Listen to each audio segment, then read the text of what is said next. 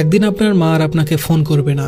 আজ হয়তো তার কথা শুনে বিরক্ত হন, ফোন না ধরতে ইচ্ছে করে, কিন্তু একদিন আপনি নিজেই অপেক্ষায় থাকবেন। মা যদি আর একবার ফোন করত।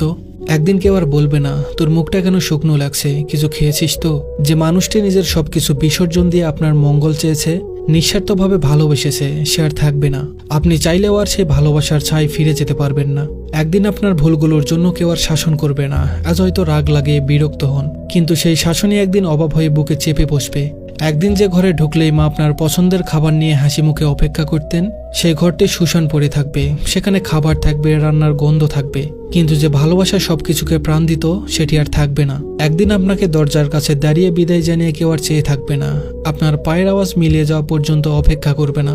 একদিন তার কণ্ঠস্বর চিরতরে থেমে যাবে। একদিন আপনি তাকে ডাকার জন্য চিৎকার করবেন, কিন্তু কোনো জবাব পাবেন না। তার হাতে মাথায় হাত বুলিয়ে দেওয়ার আর কেউ থাকবে না। রাত জেগে আপনার জন্য চিন্তা করার মানুষটি আর থাকবে না, যতই ব্যস্ত থাকুন না কেন। একদিন আপনি সব কাজ ফেলে শুধুই তার স্পর্শের অভাব অনুভব করবেন।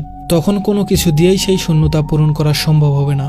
সময় খুব নিষ্ঠুর, এটি থেমে থাকে না, কাউকে ফেরত পাওয়ার সুযোগ দেয় না। একদিন শুধু স্মৃতির মধ্যে তাকে খুঁজতে হবে, তার পুরনো গলার স্বর রেকর্ডে শোনার চেষ্টা করতে হবে, পুরনো ছবিগুলো হাতে নিয়ে বোবা কান্না করতে হবে, কিন্তু কিছুই আর ফিরবে না, কেউ আর ফিরে আসবে না। আপনি কেবল অনুভব করবেন আপনার ভিতরে এক বিশাল শূন্যতা, যা কখনোই আর পূরণ হবে না।